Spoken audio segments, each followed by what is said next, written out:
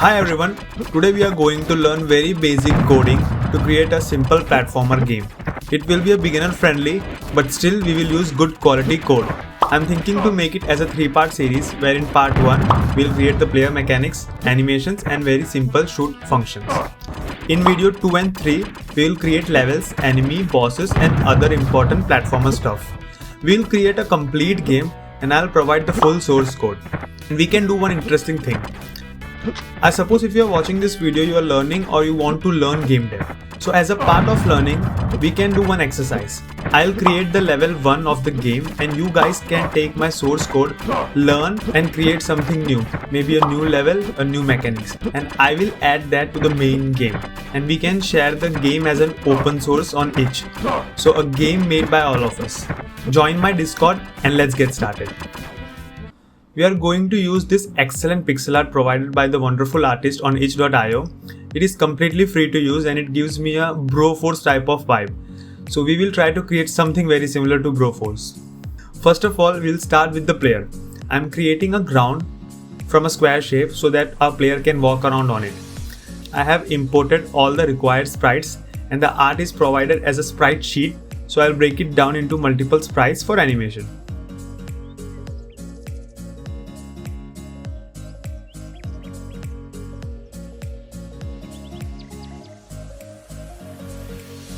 Now we have our player and we'll add a box collider and a rigid body for physics purposes. Let's start by adding some player code. First, let's make the player move left and right. I will take a vector 2 which will store the movement input for the player. X value shows the horizontal motion and Y value for vertical motion. And a speed variable to control the speed of the player. I'll use a simple translate function which makes the object move in a given direction. I'll use the input.getAxis to get the horizontal input, and these horizontal vertical tags are already pre-saved. You can check them here. GetAxis is a smoothed function, which means it will smooth out the motion like this. And if I use getAxis raw, it will not smooth out the motion. It works in some cases. For our case, I need a snappy control, so I will use getAxis raw. I'll keep the code separated for better understanding by creating separate functions for each mechanics, but do remember to call them from update. For jumping, I'll keep it very simple. When I press space or jump key, I have to check if my player is grounded, and this variable tells us if the player is grounded or not. We will mark this variable on and off. We'll create a function to check if the player is grounded very soon, and we'll simply add the required jump height and set the grounded variable as false.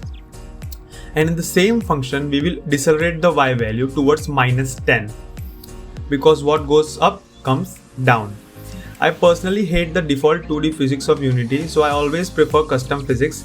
And this -10 value works as gravity. As our player goes up, a -10 force is applied downwards.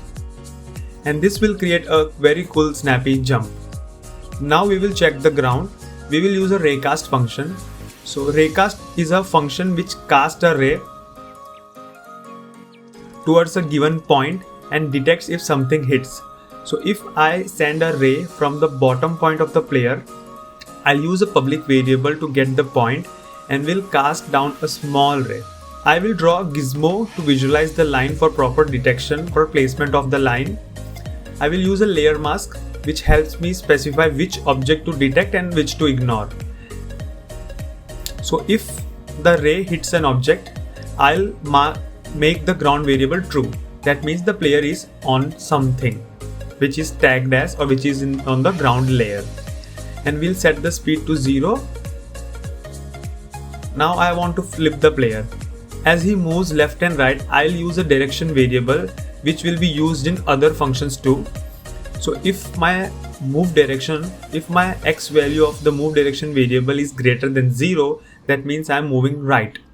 So I'll set the direction to +1 and will set the scale of the player as 1,1.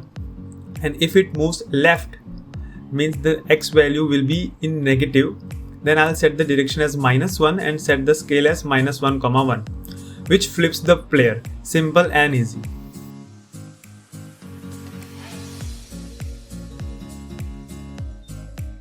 Now we will add the shoot function. So when I press a shoot key, I will create a bullet object which will go ahead and damage the enemy. So I'll create a simple bullet object and I'll add a bullet script which will simply send the bullet forward. But the player can shoot left or right. So I will use a direction variable which will flip the bullet accordingly. So while creating the bullet, I'll get the bullet script and will give my own direction. But it shoots bullet in each frame. So I want to add some delay, some cooldown time.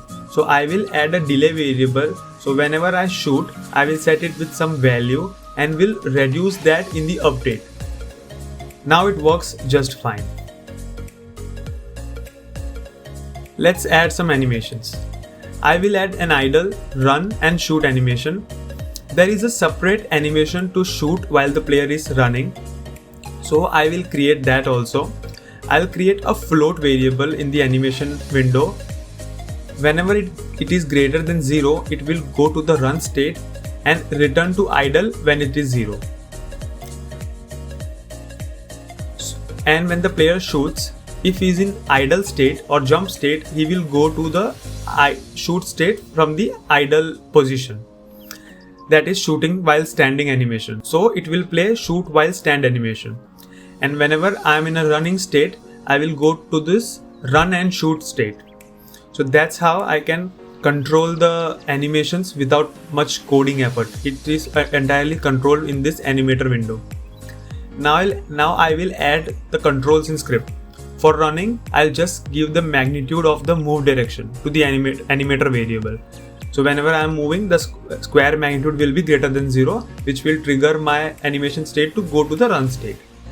And for jump, I'll simply trigger the jump variable, and same for the shoot.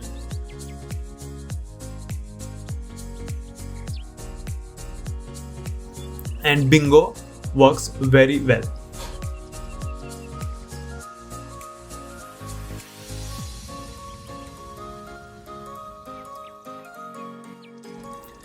I'll add some level sprites and boom, we have a very simple player walking around and shooting. Sweet and simple. I hope you liked the video, and in the next videos I'll make more complex stuff, but of course in a simple way. Please give us a thumbs up and subscribe and press the bell icon so you don't miss the next video. Next video is going to be interesting. It will include enemies, bosses and more.